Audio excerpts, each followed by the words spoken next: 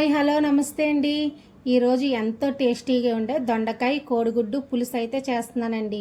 ఇది చాలా టేస్టీగా ఉంటుందండి. ఎవరన్నా ట్రై చేయకపోతే తప్పకుండా ట్రై చేయండి. దొండకాయలో విటమిన్ సి ఎక్కువ ఉండటం వల్ల ఇన్ఫెక్షన్స్ అయ్యి రావండి. ఒకసారి అయితే ట్రై చేయండి. కావాల్సిన పదార్థాలు ప్రాసెస్ అయితే చూసేద్దాం. దొండకాయలు ఇలా ఇటు అటు ఘాట్లు పెట్టుకోండి. ఉల్లిపాయ, పచ్చిమిర్చి, చింతపండు, ఎగ్స్. స్టవ్ వెలిగించి ఆయిల్ పెట్టానండి. కొంచెం పసుపు. ఇప్పుడు ఎగ్స్ అయితే వేసుకుందాం. ఇలా వేయించడం ఇష్టం లేకపోతే నార్మల్గా వేసుకోవచ్చండి పులుసు కాగుతున్నప్పుడు. వేగిపోయినాయండి, తీసేస్తున్నాను. దొండకాయలు అయితే వేసుకుంటున్నానండి. స్టవ్ సిమ్లో పెట్టుకోండి. దొండకాయలు ఇలా ఈవెన్గా చేసుకుని మూత అయితే పెట్టేద్దాం. ఇవి బాగా వేగాలండి. చూడండి, ఇంకా వేగాలండి. ఇలా వేసిన వల్ల పచ్చి వాసన పోద్ది. దొండకాయ ముక్క కూడా చాలా టేస్టీగా ఉంటుందండి. దొండకాయ బరువు తగ్గే వాళ్ళు అయితే తప్పకుండా తీసుకోండి. తక్కువ క్యాలరీస్ ఉండటం వల్ల బరువు తగ్గే వాళ్ళు అయితే ధైర్యంగా తీసుకోవచ్చండి. దొండకాయ తప్పకుండా తీసుకోండి. దొండకాయ ఇలా వచ్చే వరకే వేయించుకోండి. ఇప్పుడు ఉల్లిపాయ, పచ్చిమిర్చి అయితే వేసుకుందాం. ఉల్లిపాయ కొంచెం ఎక్కువ వేసుకుంటే పులుసు చిక్కగా ఉంటుందండి. ఒకసారి అయితే మిక్స్ చేద్దామండి.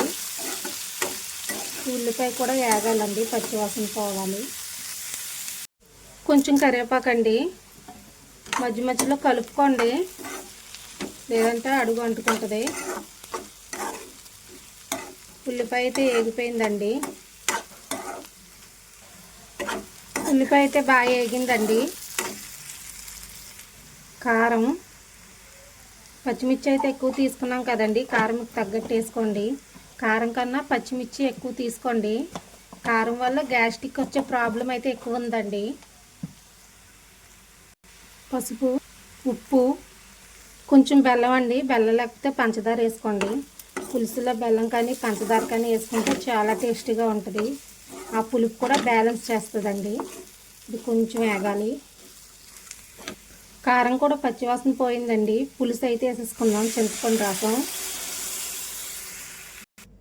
పులుసు మనకు తగినంత వేసుకోండి. ఒక్కసారి కలుపుదాం. ఇప్పుడు మనం బాయిల్ చేసుకుని వేపుకునే ఎగ్స్ ఉన్నాయి కదండి, అవి అయితే వేసేసుకుందాం.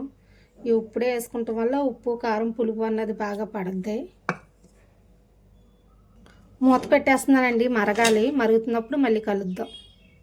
పులుసు అయితే మరుగుతుందండి, ఇంకా దగ్గరికి పడాలి. ఏదైనా ఉప్పు, కారం, పులుపు అన్నీ ఒకసారి అయితే చెక్ చేసుకోండి. పులుసు అయితే రెడీ అయిపోయిందండి. ఫైనల్గా కొంచెం కొత్తిమీర వేసుకుని స్టవ్ అయితే ఆఫ్ చేసేసుకుందామండి. బౌల్లోకి సర్వ్ చేసుకుందాం. ఫైనల్గా మన దొండకాయ కోడిగుడ్డు పులుసు రెడీ అయిపోయిందండి.